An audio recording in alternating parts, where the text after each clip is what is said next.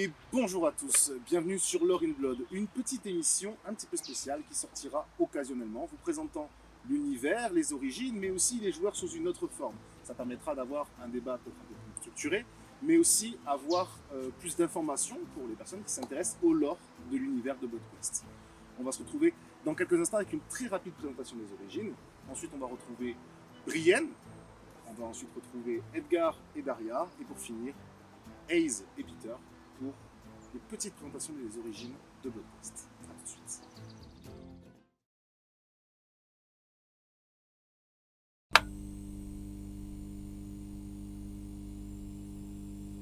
Donc Brienne, comme on l'a dit, tu joues un Lycan, une Lycan, de la voie des nomades, si je ne me trompe pas. Ouais. Une voie qui est plus axée tank, c'est ça plus axée... Dans la protection, oui, c'est plus... je viens, j'encaisse et à la place des autres, quoi. C'est ça. Je suis un bouclier. Tu as le rôle du tank, exactement. C'est ça. Il existe aussi une autre voie, la voie des sauvages, qui eux sont plus axés sur les combats quand même. Eux, c'est de la colère pure et dure, là. Ouais, c'est plus compliqué à jouer aussi. Hein. Oh, ça peut être sympa si on est colérique et plutôt Ouais. impulsif, mais non, après ça va. Lycans, qui font partie de la famille donc des lycanthropes, hein, ça va pas aller chercher très loin. Mais il y a une deuxième famille qui s'appelle les Wolfblood. Je crois que tu n'en as jamais joué, même hors caméra. Tu Non. n'as jamais joué. Non, même en one shot, jamais. Les Wolfblood, ce sont des loups géants, des très grands loups.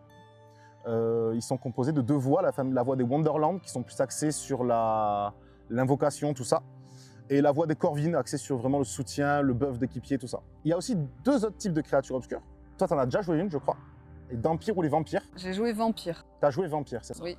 Encore une fois, hors caméra, hein, parce que bien évidemment, avant de commencer BloodQuest, on a testé le jeu un peu quand même. on a testé, c'est comme quand on achète une voiture, hein, on l'essaye avant. Les Vampires, du coup, tu as joué? Oui. Pas d'empire, jamais. Non. Vampire aussi, c'est... en fait, il faut se mettre dans la peau quand même de quelqu'un qui est genre dark, mais qui veut faire le bien, tout simplement. D'accord. Et oui, l'avantage, en fait, le problème de BloodQuest, c'est qu'ils incarnent des créatures qui sont quand même très souvent considérées comme des méchants dans différents jeux de rôle. Et là, pour le coup, notamment les créatures obscures, comme Brienne, a quand même, pour le bien-être du groupe, est un peu obligé d'avoir un côté bon, un côté bénéfique, un côté bienfaitrice. Mais non, tu t'as quand même pas mal sorti. Pour les vampires, on a Strigoi Moroi, axé contrôle mental, du coup, et très axé maniement du sang. C'est ça. Et pour les dampires, plus axé assassinat. Il faut les voir un peu comme les roublards dans les jeux de rôle type héroïque, médiéval, fantasy. Et qu'est-ce que tu as fait toi du coup pour les rendre cool les vampires? Parce qu'ils se nourrissent quand même de sang humain. Alors dans ton univers, pour qu'ils soient sympas, qu'est-ce que tu as fait? J'ai fait en sorte qu'il y ait des contrats qui sont mis en place avec les dirigeants d'État, des non-conscients. Du coup, ça vous pouvez le comprendre. Et le mot non-conscient et conscient, c'est un vocabulaire qui est commun dans BloodQuest. Ce sont ceux qui sont conscients de l'existence des créatures obscures, des énergies, tout ça. Et les non-conscients, ce sont vous et moi dans la vraie vie, en fait. En gros, ils se sont mis d'accord avec les chefs d'État pour avoir des fermes, pour réguler les taux de prison, les choses comme ça, les condamnés à mort. Au lieu d'être exécutés, tout ça, ils sont utilisés comme nourriture pour vampires. Donc ils ont des bars, ce sont des bars à sang, en fait. Et ils payent en éclats, donc une monnaie qui a été mise en place pour les créatures obscures. Les joueurs les ont pas trop utilisés, je crois que vous n'avez même pas utilisé une fois. On a dû en entendre parler quelques fois. Parce que là, quand on joue, au démarrage du jeu, en fait, le jeu n'était pas totalement terminé, donc tu les as mis en place un peu après. Donc on n'en parle pas vraiment, en fait, d'éclats ou quoi que ce soit, mais ça, au fur et à mesure. Et oui, c'est le problème avec un jeu concret, c'est qu'il faut l'affiner, le perfectionner pour que ça puisse coller à tout type de situation. Et c'était aussi l'énorme exercice qu'on a dû faire tous ensemble pour rendre ce jeu un peu plus concret et aussi le rendre plus logique. Et puis tu as adapté certaines caractéristiques. Par exemple, quand je me mettais en rage, je pouvais avoir une attaque de plus, mais ça c'est venu après, alors qu'avant, au tout début, ça ne l'était pas. Donc il y a peut-être certaines choses au début, ça va gêner parce que vous dites, elle ne l'a pas utilisé, parce que voilà, ça a été créé un petit peu après. On essaye que ce soit plutôt lisse en visuel sur la vidéo, mais bon, il y a des trucs, ça se fait au fur et à mesure. Disons qu'on se rend compte, c'est en jouant qu'on se rend compte qu'il y a quelques couacs au cours des différentes parties, des différentes situations que vous allez vivre. En l'occurrence, les éclats, tout ça, c'était quelque chose, il fallait que ce soit logique, qu'il y ait une monnaie un peu cachée pour les créatures obscures et les conscients. Et du coup, grâce à ça, même les lycans, hein, toi, Brienne, tu n'en as pas eu nécessité pour l'instant, mais grâce aux éclats, tu peux... Non, on a Daria. C'est ça, Daria, elle est pleine aux as.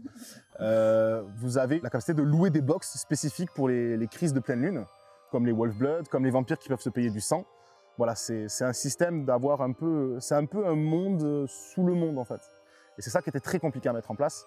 Et ouais, donc Brienne, un personnage attachant, compliqué quelquefois, mais attachant. Mais créature obscure, la seule aussi. C'est compliqué de jouer un personnage qui est censé être caché au non-conscient, mais qui peut pas parce qu'il a encore les yeux de loup.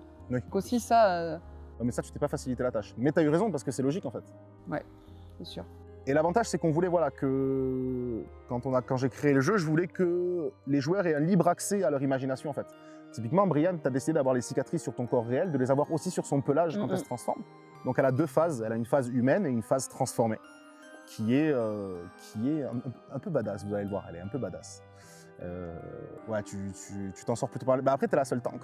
Il y a ça aussi qui rentre en Ouais, mais compte. ça c'est un peu compliqué du coup. Disons que tu frôles la mort quelquefois. Ouais, Oui. Tu frôles la mort quelquefois. Mhm. Très souvent à cause de tes camarades d'ailleurs, si je dis pas de bêtises. Oui, bah la dernière fois, c'est pas totalement de ma faute si je suis morte. Mais non, mais du coup, c'est très important et d'avoir justement déjà dans les origines, dans mon inconscient, avoir un truc encore plus caché, comme les créatures obscures, c'était très intéressant. Brienne, je te remercie. Merci d'avoir Merci à toi. de ton expérience de créature obscure. C'est pas fini. Non, c'est pas fini, bien sûr que non, c'est pas fini. Et je vais bientôt accueillir Edgar et Daria, alias Johan et Emeu, qui vont me rejoindre pour discuter des alchimistes, des druides, des chasseurs et des flamines. Donc, Johan, Emeu, bonjour. Bonjour. Vous incarnez respectivement Edgar et Daria. Ouais. Donc, deux humains, on va dire ça comme ça. Ouais. Edgar, tu es un chasseur. C'est ça. Quant à toi, Daria, tu es une alchimiste. Ouais. Un petit peu spécifique, inventrice, exactement. De la voie des inventeurs. On va commencer par les alchimistes, du coup. En tant qu'alchimiste inventrice, tu sais qu'il existe une autre voie, d'ailleurs que Peter a choisie. Ouais. La voie des élémentalistes. C'est quoi la petite différence qu'il y a entre vous deux, à peu près? Très court, hein. L'élémentaliste, il a des pouvoirs en plus, Ouais. si je me trompe C'est pas. ça. Et moi, j'ai la chance de pouvoir créer un automate. C'est ça. Et en plus de ça, si je peux rajouter, Vas-y. j'ai eu droit à un petit familier, un tout là. Un petit familier, un tout là. Alors, il faut savoir que dans le jeu, je voulais avoir un système de familier. Alors, il n'y a que 4 origines qui en ont. Il y a vous, les alchimistes, qui avez les tout là. Donc, c'est des bébés griffons, hein, tout simplement. Les chasseurs. Les chasseurs qui ont les lamias, que tu n'as pas. Du moins Pour pas l'instant. encore. Je sais que tu le veux. Ah oui, je le veux, mon lamias. Les druides aussi, qui ont les Volpertinger. Oui. Ouais. Et les sorciers, qui sont, eux, issus d'une extension, qui possèdent les démonocates. Ça, pour le coup, on n'en verra pas. En tout cas, pas dans cette campagne. Mais c'est des petits... Je voulais qu'il y ait un système, un animal de compagnie, en fait, auquel les joueurs pouvaient s'attacher. Le tout là, donc quoi, Eken, du coup, ton tout là. Ouais. Et quand même attachant, il a quand même ce côté très chat de venir ronronner dans l'oreille de certains joueurs. Bah, il est trop mime, Il est trop mignon. il est trop attachant ce petit bébé. Qu'est-ce que tu peux me dire sur ton expérience d'alchimiste inventrice, à peu près? En tout cas, de ce que tu as vu là, qu'est-ce que tu peux me dire? Qu'est-ce que tu as pu ressentir? Est-ce que tu as trouvé ça compliqué, les différentes compétences? Non, compliqué, non, bah après, c'est les G2D qui décident aussi. Hein. Toujours. Non, franchement, c'est chouette, on s'y attache, on s'y fait. Je crois que c'est la première fois d'ailleurs que je joue une alchimiste. Ouais, d'habitude, je joue des dampires, principalement, ou des druides principalement. Mais c'est intéressant de jouer autre chose, d'incarner du coup un alchimiste avec des pouvoirs. En l'occurrence, donc moi j'ai choisi la voie inventrice. Et c'est super cool. Mais c'est vrai que c'est cool. En plus, tu as ce côté, dans les inventeurs, tu as ce côté très bricoleur, mécano, Ouais. faut voir. Et Pouvoir fabriquer des trucs et utiliser les différents pouvoirs un peu comme on le désire. C'est vraiment chouette, ouais. c'est vrai. Non, mais ça a été... Et puis, bon, maintenant, on a fini de tourner la saison 1 déjà, hein, mais d'ailleurs, ça sort après le final, j'espère que ça vous a plu. Daria, ça lui a moins plu, mais vous, ça vous a plu. L'inventrice a quand même ce côté avantageux de pouvoir rester un peu en retrait du combat, et c'est ton automate qui y va, et c'est ça qui est plutôt cool, c'est une façon de jouer qui est un peu différente. Un peu comme un marionnettiste, en fait. C'est ça, un peu comme un marionnettiste dans tout ce qui est jeu d'animé, ou sûr. même dans les jeux de rôle, marionnettiste. Ouais. T'as aussi joué une druide, si je dis pas de bêtises. Ouais. Il y a quelques années de ça, quelques mois de ça, du coup, pour nous. Oui. La différence avec les druides, c'est que les druides sont des métamorphes. Alors que nous, les alchimistes, non, c'est vraiment nos pouvoirs naturels, en fait, le feu, l'eau, la terre. Pas l'air. Pas l'air, Non. ouais. Mais c'est complètement différent. Après, les druides et les alchimistes, rien à voir. Après, les druides sont quand même très axés soins Ouais. et soutien aux alliés, alors que les alchimistes, c'est vraiment du combat pur. Oui. Typiquement, on prend l'exemple de Peter qui maîtrise les éléments. C'est du combat pur. Alors quand il arrive CG, mais c'est du combat pur. Toi, pour le coup, tu as quand même... alors les alchimistes, il faut savoir un truc, c'est qu'ils maîtrisent du coup les arcanes. C'est de l'énergie un petit peu modifiée, qui a été... c'est une énergie pliée à sa volonté, en fait. Donc pour les alchimistes élémentalistes, il existe les arcanes d'eau, de feu et de terre. Et l'ouragan élémentaire, qui est quand même pas rien. C'est plus tard. C'est plus tard. Et les alchimistes inventeurs, eux, injectent leur énergie vitale dans leur automate. Et l'automate peut servir de quelques arcanes. Alors, l'avantage qu'a les élémentalistes, c'est que passer le niveau 5, ils n'ont pas besoin d'avoir la présence de l'élément. Oui. Toi, tout du long de la campagne, tu auras besoin qu'il y ait l'élément pour le maîtriser. Oui. Mais en contrepartie, tu as quand même... J'ai quand même une belle Chester. bête avec moi, quoi. C'est ça. Quant à toi, mon cher Edgar, Ouais. tu as un chasseur de la Oui. famille de la voix des Jaegers, du coup. Donc toi, tu es plus axé... Les chasseurs, c'est quand même très polyvalent. C'est une classe qui est idéale pour commencer quand même. Je sais pas ce que Alors, tu peux en dire. Idéal pour commencer, il faut quand même... En fait, ça peut être très basique comme assez complexe. C'est ça qui est Dans la intéressant, stratégie, ouais. en fait. Il faut avoir un côté stratégie aussi, comme tu viens de le dire à l'instant, qui est quand même très intéressant, à jouer. C'est ça, après, les Jaegers sont plus basés sur le DPS, en termes de dégâts, Oui, du coup. c'est du dégât pur, le Jaeger. C'est ça. Mais c'est intéressant, Mais tu étais au courant qu'il y avait une autre voie qui existait, les primales, bien sûr. qui étaient pour le coup axées pièges. C'est ça. Et c'était pas trop, quand on a créé le Versus, t'étais pas trop motivé au côté piège, tout ça, c'était Alors, pas trop ton truc. C'est pas que j'étais pas motivé, c'est ça, c'est que c'est pas ma façon de jouer. C'est pas ma façon de jouer, c'est pas comme ça que moi j'imaginais mon chasseur, surtout Edgar, dû à ce qu'il a vécu, etc. Ouais, bien sûr. Mais après, non, je pense que ils peuvent être très intéressants à jouer aussi. Les Parce que c'est chasseurs, ça, c'est quelque chose de très polyvalent. C'est ça, l'avantage du chasseur, c'est que moi je pense à titre personnel que c'est quand même une des origines qui est pas les plus simples à jouer, mais qui est pour démarrer, on touche un peu à tout. Il n'y a pas d'arcane, mais pour démarrer, on touche quand même un peu à tout. On a du dégât, on a du soin, on a du buff, on a du soutien. Bien C'est quand sûr, même une classe qui est ultra polyvalente. c'est ça. Tu as aussi déjà joué, et ça sur un one-shot qu'on a fait il y a quelques mois, Dis-moi. un Flamine. Ah oui, Alors un Flamine, c'est l'équivalent d'un prêtre en fait dans les Heroic Fantasy, divisé en deux voies, les paladins et les clercs. Les clercs qui sont ultra soins, tout ça, bénédiction. Les paladins, toi, c'est ça que tu as joué, ouais, qui eux sont pour le coup du vrai dégât arcane divin, donc c'est Ouais. pas des énergies pareilles. Il existe différents types d'origines où on a des arcanes divins, arcanes démoniaques, pardon. Les arcanes divins, c'est les pouvoirs des dieux en fait. Les arcanes démoniaques, c'est les pouvoirs des démons. On a une origine qui existe, on en parlera dans quelques instants, qui elle pour le coup allie les deux. Mais les paladins, eux, utilisent vraiment l'arcane divin et ils font des gros dégâts très utiles sur les combats au mort à mort, mort-vivant et tout. Hein. c'est ça. Ils ont des avantages, si je me trompe pas, aux dégâts Aux dégâts sur les créatures mortes. sur ouais, les c'est ça. créatures mortes. C'est quand même très intéressant. C'est très C'est intéressant un mode et de jeu c'est différent. très plaisant à jouer en fait. Parce qu'on est vraiment sur... Enfin moi en tout cas c'est comme ça que j'avais joué mon paladin sur le one shot. Très tourné vers sa foi, très tourné vers son dieu et ne dévie pas de sa route. Puis l'avantage du paladin, c'est que... Enfin, l'avantage et l'inconvénient, c'est que il existe un panthéon dans le jeu de 7 Ouais. dieux primaires et les paladins, enfin les flamines en fait, n'ont pas le droit de choisir un autre dieu que le dieu unique C'est ça. pour rester fidèle au lore et tout. Et donc c'est vrai que c'était quand même... C'est intéressant. c'était quand même cool de jouer ça quand même. Enfin, moi je me rappelle, tu t'es bien amusé. Oh oui. Les dégâts font mal en plus. Oh Petit niveau, les dégâts font très mal, donc c'était très cool. C'est ça. Est-ce que vous avez peut-être des expériences à nous partager sur pas sur vos personnages, mais sur les différentes origines que vous avez pu choisir, même au cours des one-shots qu'on a pu faire? Donc moi, j'ai joué d'Empire. Ouais. En comparaison. Alors pas en comparaison, parce que Daria est quand même à part entière, tu as quand même un truc en plus que vous apprendrez plus tard, mais tu as quand même un truc en plus qui fait que tu n'es pas entièrement alchimiste.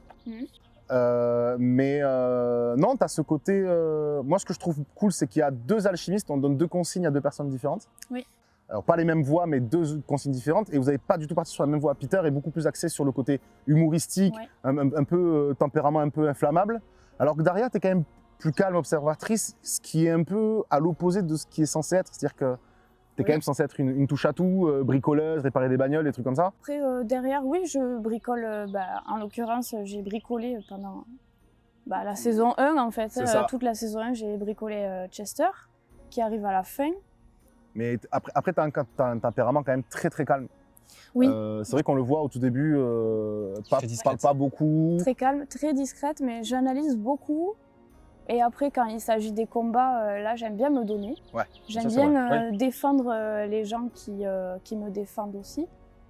Et là, mes camarades et moi, en fait, on est un peu une famille, quand même. C'est ça. On Ce qui s'attache. contraste beaucoup d'ailleurs avec Peter. Oui. Peter, hors combat, un génie, mais dans le combat, voilà, c'est C'est plus compliqué. un peu plus complexe. C'est plus compliqué. On l'adore. On l'aime, l'aime Peter. quand même. Non, mais c'est vrai que t'as quand même un perso qui est intéressant, même personnellement à titre indicatif, on a quand même 2 alchimistes, ce qui est pas très commun dans des campagnes, c'est-à-dire qu'on a 2 mêmes origines, avec 2 voix différentes, mais quand même de même origine. Et c'est ce qu'on appelle des moyens riches, on appelle ça comme ça. C'est-à-dire qu'ils ont quand même 2 personnes qui ont des capacités élémentaires, donc c'est quand même cool. Oui. Pour comparaison, les alchimistes, il faudrait les comparer à des mages en fait. Alors que les chasseurs, on est vraiment sur de l'humain guerrier de base. Les clercs, bon, c'est des prêtres, hein, classiques. Edgar, est-ce que peut-être une petite expérience avec Edgar du coup, avec notre petit Edgar. Avec Edgar, une expérience. T'as quand même la +1 CA qui est quand même cool, qui t'a quand même sauvé la vie quelques fois. Hein. Ouais, la capacité blindage, Ouais. capacité passif blindage qui rajoute +1 à la CA, qui est pas négligeable quand même, Tu m'étonnes. qui est intéressante. En fait, le chasseur, il y a beaucoup de passifs et de buffs pour soi-même en termes de compétences. C'est très égoïste comme race. C'est ça, c'est très égoïste. Très égoïste comme origine. Très égoïste, et c'est vrai que je les ai pas beaucoup utilisés. C'est vrai. J'ai dû l'utiliser 1 ou 2 fois, mais voilà, après je pense que c'est aussi dû au background d'Edgar. Bien sûr, Donc pareil, c'est assez complexe à jouer. C'est à interpréter, c'est plus compliqué. Ouais. Ouais. C'est ça, interpréter une personne que l'on n'est pas, ça peut paraître trop bien, mais c'est aussi très complexe. C'est un exercice très Parce complexe. qu'il faut savoir comment est-ce que cette personne-là, qui n'est pas nous, va réagir. Et c'est pour ça que des fois, les temps de réflexion sont un peu longs. Et je encore, sais. vous n'êtes pas Brienne, parce que Brienne, elle a le truc en plus d'avoir une créature obscure. Donc elle est censée avoir un perso Impulsif. encore plus sombre, en fait, impulsif. Et honnêtement, moi, ça fait quand même quelques années que je joue au jeu de rôle, Bien sûr. vous en êtes tous, même toi derrière qui est plutôt discrète, très très bien sorti sur l'exercice d'incarner un perso qui n'est pas vous. Après, sans te couper, on a fait quand même pas mal de one-shot avant, on a préparé, voilà, on s'est exercé avant, bien sûr. Mais c'est vrai qu'il y a encore quelques lacunes et ça s'améliore au fur et à mesure. Alors après, si je peux rajouter un petit truc par rapport à Daria, elle a une grande partie quand même de moi, hein, niveau, Oui. Oui, bien sûr. niveau calme, discrétion. Bien sûr. C'est pas pour rien. On laisse la place à nos camarades Peter et Ouais. Hayes. Allez, c'est parti. Yes. Je vous remercie d'être venus, c'est très gentil. Pas de Et puis on soucis. se dit Merci. rendez-vous à la saison 2. Allez, rendez-vous à la saison 2. 2. À de suite. À tout de suite. Baptiste, Johan, bienvenue. Bonjour. Vous Bonsoir. incarnez respectivement Peter et Ezeriel, on peut le dire maintenant. La fin de la campagne, la fin de la saison est arrivée. Faut que j'arrête moi de vouloir finir la campagne. La fin de la saison est arrivée. Vous êtes tous les deux avec Edgar. Vous m'avez quand même pas mal aidé à créer une immense partie du lore. Donc on va s'attarder sur les 3 origines d'extension. Ouh là là, les 3 origines d'extension de dimension. Qui sortira pas de suite, mais quand le jeu sera en format papier, ça sera la première extension qui sortira, donc ce sera cool. On va donc parler des Néphilim, n'est-ce pas Ezeriel? Les Néphilim. Les quoi? Les sorciers et les Kaolin. Yes. Alors déjà, les Néphilim, on va commencer par ça, parce qu'on a quand même un parmi nous, alors pas Irel, hein, mais on en a un parmi nous, Ezeriel, Qui c'est? qui se faisait appeler Ace depuis le début de la saison 1, on a appris ton nom épisode 13, je crois, si je dis pas de bêtises, 13 ou 14. En descendant. Je sais pas c'est quel épisode où on passe le portail. C'est le 13, Ouais, ça doit être 13-14. 13-14, un truc du genre. Donc, est-ce que tu peux nous expliquer brièvement Mhm. ce qu'est un Néphilim, maintenant que tu peux, s'il Alors, te plaît? un Néphilim, du coup, c'est une créature, pas obscure, pardon, c'est une créature du coup qui va faire partie de l'extension. Tu l'as appelé comment tu m'as dit? Dimension. L'extension Dimension qui sera donc à part du jeu de Blood Quest originellement. C'est une origine un peu particulière parce qu'elle se joue. Normalement, une origine, elle est scindée en 2 voies qu'on choisit au niveau 3. Celle-ci, elle se base via des points de karma. qui vont modifier et fluctuer du coup en fonction des actions qu'on va faire, que ce soit au quotidien, en combat, avec les alliés ou les PNJ. Donc on peut avoir voilà, une jauge de karma qui peut aller du côté positif, du côté négatif, ou bien, si vous êtes des bons samaritains, restez neutre. En fonction de comment cette barre de karma du coup, va évoluer, les capacités du Néphilim vont changer. Du coup, on va avoir un côté négatif qui vont nous donner accès à des arcanes démoniaques, du coup, C'est ça. qui vont être beaucoup plus axés sur des dégâts dans le temps Et dans zone. et de zone. Aussi, on peut avoir des changements d'apparence, mais ça, comme Quentin vous l'a déjà dit, la richesse du jeu, c'est que on fait ce qu'on veut et on décrit comme on veut le personnage. Donc si on a un karma négatif, qu'on veut avoir une apparence négative, on peut. Pour ce qui va être du karma positif, du coup, ça va être des dégâts centrés beaucoup plus mono-cibles du coup, et des gros dégâts bruts. Donc ça va, voilà, pas être des dégâts dans le temps, des dégâts bruts et directs. Comme typiquement, voilà, on a des rayons, un peu comme du coup, comme la technique d'Aiken du coup, le rayon radiant. Ouais. Tout à fait, ben, ça fait partie aussi d'une technique de Néphilim avec le karma positif. Au niveau 5, 3, je ne me rappelle plus. De quoi donc? Le rayon radiant sur les Le Néphilim. rayon radiant, c'est au niveau 3. Mais en fait, ce qui est surtout important, c'est que si vous passez une certaine dose de karma, que ce soit positif ou négatif, si vous êtes à plus 3 ou moins 3, vous êtes bloqué dans cette zone de karma. C'est-à-dire que vous avez moins 3 en karma, vous ne pourrez pas repasser avec des attaques bonnes. C'est-à-dire que vous diminuez toutes vos compétences par 2 en fait. Et donc, vous pouvez utiliser plus que des attaques de zone, mais aussi des attaques qui vont attaquer vos ennemis. C'est pas des zones choisies. C'est-à-dire que vous tapez une zone, mais s'il y a un allié dedans, en fait, ben, l'allié il prend aussi. C'est le problème qui se passe. Et c'est logique avec le karma négatif. C'est ça. Alors que les attaques bonnes, on arrive à des attaques où on va avoir des compétences, où on va avoir du soin aussi un petit peu. Tu as déjà bénédiction, je crois. Alors c'est compliqué à la lancer, mais tu as déjà bénédiction. Et tu as l'attaque finale, l'attaque de niveau 10, l'ultime qui s'appelle Lux Tenebris, qui elle pour le coup allie les deux arcanes. Faut savoir une chose, c'est que l'arcane démoniaque coûte des points de vie. C'est le point particulier des Néphilim. C'est que si vous voulez lancer un arcane démoniaque, vous perdez des points de vie. C'est pas des PE, comme on a pu expliquer dans l'épisode 1 des règles, mais c'est des PV qui partent. Alors que des attaques bons, de karma bon, vous perdez des PE comme tout le monde en fait. Ça. Mais ça coûte un peu plus cher. Donc ce qui explique le pourquoi le côté karma négatif du coup fait de gros dégâts, des dégâts dans le temps, des dégâts de zone, mais ça a un certain coût, forcément. Bah, comme tout, hein. Comme tout. A savoir aussi que les Néphilim au niveau 5 débloquent leur passif d'origine qui s'appelle Grâce Divine, qui permet de complètement basculer et de faire échanger la barre de karma. Donc si vous avez, grâce à vos actes ou à cause de vos actes précédents, basculé en au moins -3 de karma, vous êtes bloqué dans le côté négatif, donc arcane démoniaque. C'est ça. Grâce à ce passif, à vous de le justifier lors de la campagne quand vous le jouerez ou à moi, on verra. Voilà, justifier comment vous allez interpréter et utiliser ce passif pour pouvoir basculer complètement votre barre de karma et donc passer de l'autre côté définitivement du coup. Par contre, c'est qu'au niveau 5, ils l'ont pas une deuxième fois plus tard après. Non, c'est qu'au niveau 5. D'accord. En fait, c'est-à-dire qu'il le débloque niveau 5, en fait, c'est un passif d'origine. Toi, pour le coup, tu vas l'avoir pas niveau 5 ton passif d'origine, tu l'auras, en tant que Peter, tu l'auras au niveau 10. C'est pas au niveau 10, pardon, au niveau 8. C'est le passif Maître élémentaliste qui te permet de plus besoin de faire de G de puissance en fait. C'est-à-dire que tu les as automatiquement.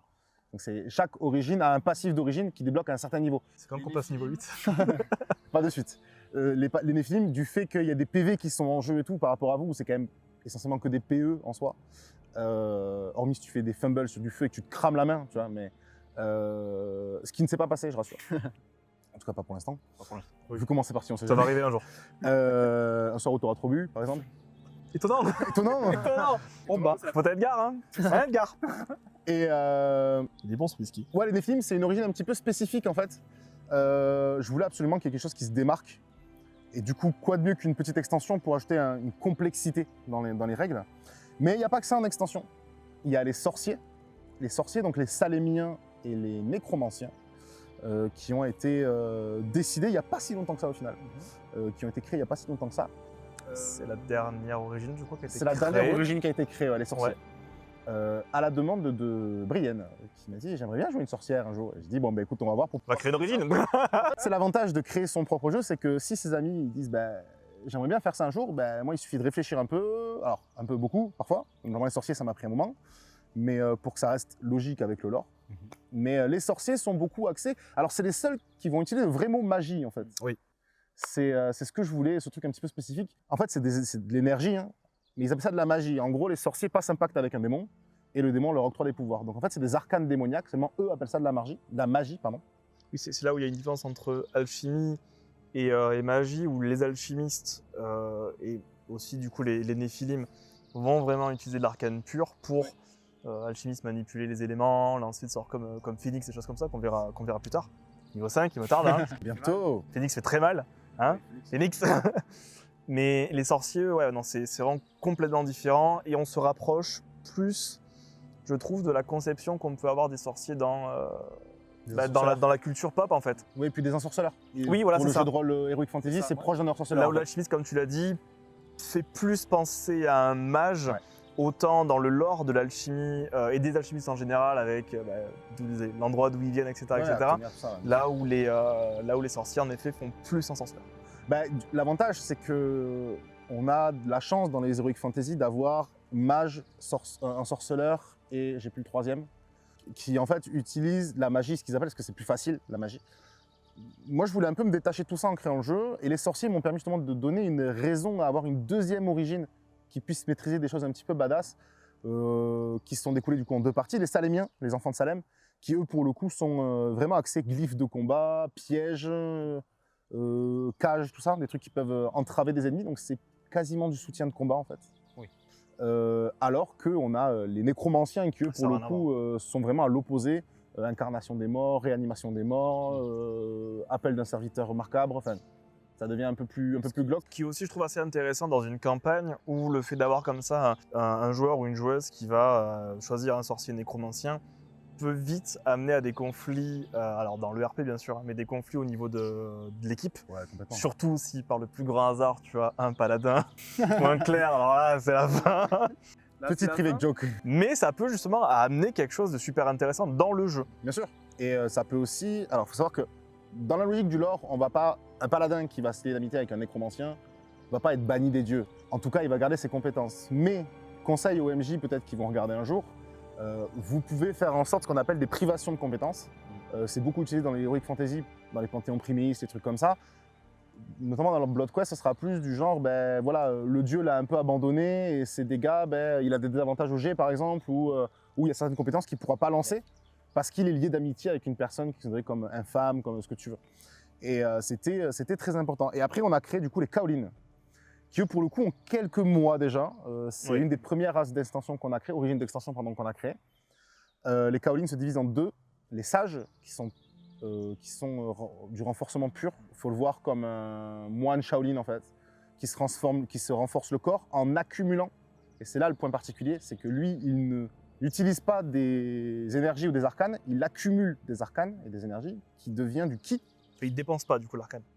Alors il dépense. Quand je dis dépenser, c'est dans le jeu, il dépense pas. Oui, voilà. Il décompte pas en fait ses points de PE, il accumule du ki en fait. Il accumule du ki et il compte des points de ki du coup, c'est un par niveau et je crois qu'à partir du niveau 5 c'est tous les niveaux. Ça permet d'avoir des utilisations un peu plus intéressantes. Et donc ouais, les sages qui eux sont plus axés sur le combat pur, le renforcement personnel, l'augmentation de capacité. Je crois que c'est pas toi Johan qui avait utilisé un Kaolin, ni toi.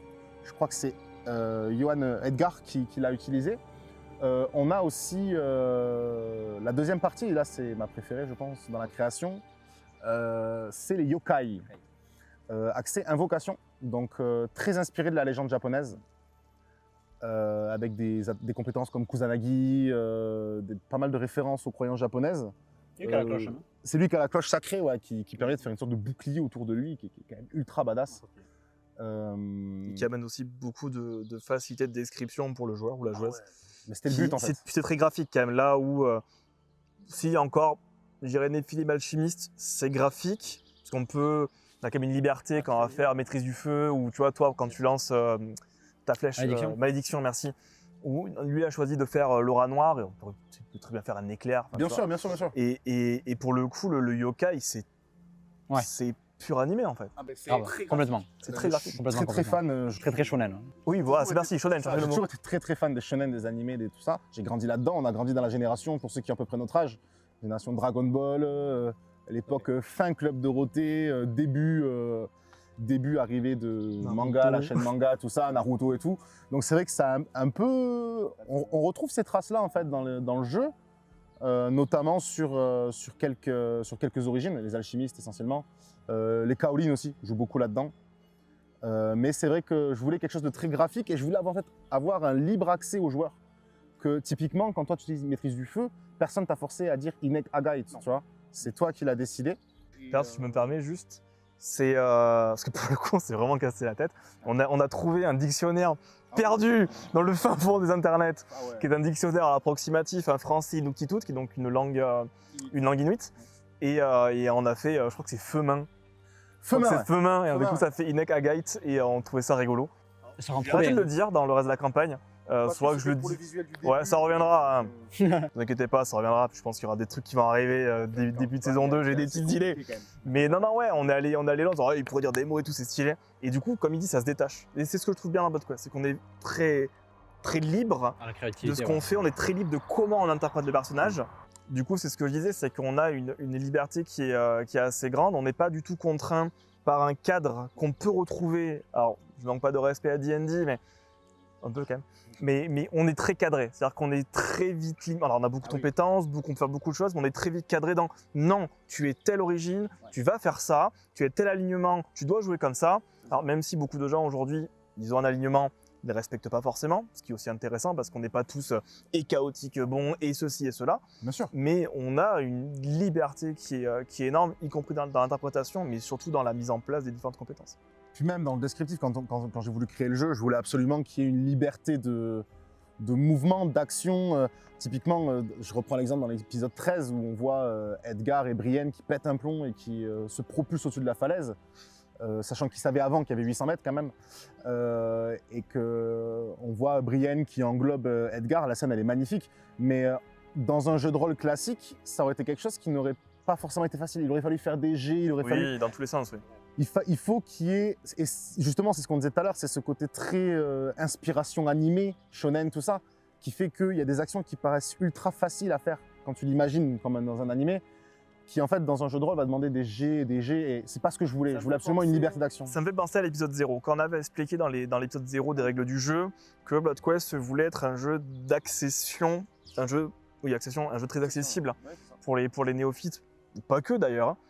Et en effet, dans HLD, dans D&D, tu vas faire ça, tu me fais d'athlé, tu me fais ceci, tu me fais cela et machin.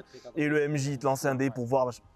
Alors oui, c'est bien, parce que quand tu vas jouer à D&D ou à HLD, tu sais que tu t'embarques dans un système de jeu qui est complexe, où tu vas faire beaucoup d'actions qui sont très normées et très cadrées. Nous, je ne dis pas que c'est l'inverse, mais on a une liberté de mouvement qui apporte aussi du spectacle. Que ce soit nous, là, quand on fait nos épisodes, alors spectacle avec des guillemets bien sûr, hein, mais quand on joue nos personnages et qu'on interprète, on sait qu'on va avoir, parce que le jeu le permet, une vraie liberté, mais aussi pour les gens qui un jour seront amenés, je l'espère, que vous serez amenés à jouer à BloodQuest, vous verrez à quel point en fait, vous êtes libre, vous n'êtes pas contraint, vous n'êtes pas dans un carcan qui est délimité parce que vous êtes alchimiste, vous pouvez faire que ça. C'est ça, il n'y a pas de pattern à suivre. Non. Et même typiquement pour ton arc, tu vois, même pour les armes et même ton descriptif de personnage, tu voulais un truc un petit peu hors du temps, sur je parle de ton chara design. Au début, j'étais pas trop chaud, je voulais un truc un peu qu'on reste sur une base classique. Et en fait, il a eu raison en m'expliquant que justement, du fait qu'il soit Néphilim, donc sans spoil, parce que vous avez vu la saison 1, j'espère, si vous n'avez pas la voir, allez la voir, parce qu'elle défonce. C'est un envoyé des dieux, donc c'est logique qu'il soit un peu hors du temps. Et donc même son chara design, il a eu libre accès. Pour ta part, ton arme par exemple, tu as les stats d'une épée courte, mais ton arme, elle est pas une épée courte. Si, dans le jeu, c'est une épée courte, c'est une épée qui est pas très grande, qui est comme ça. Un gros Mais styletto, de l'avoir fixé à mon poignet, à un brassard, on aurait pu dire bah non, c'est pas une épée. Si, c'est une épée. C'est ça. Point, ça fait un des 6 plus niveau, c'est une épée. Point. C'était le but en fait. C'est juste que la manière dont on va l'amener visuellement dans le jeu est très libre. Merci les gars d'être venus, c'était très cool. Merci on à a toi. pu parler un peu de vos origines, tout ça. Ouais. On se dit rendez-vous à la saison 2. Oui. Pour que je puisse vous martyriser un peu. Oui. Et, Non. Et puis on se dit à tous, du coup, rendez-vous pour un deuxième épisode de Quel Lore in connard, Blood. Yes. D'ici Je courant sais, août. Voilà. Courant août. Vous l'aurez. On vous donne Bientôt. pas de date, mais courant août, bientôt on l'aura. Avec de bonnes nouvelles pour la saison 2, vous allez voir, ça va casser. Et si vous avez des questions aussi, n'hésitez pas à les marquer dans les commentaires. Ouais, ou sinon en DM sur Instagram, ce sera notre cher Ezeriel et Daria que vous avez vu tout à l'heure qui prendra un plaisir d'y répondre. Au revoir tout le monde. Ciao, ciao.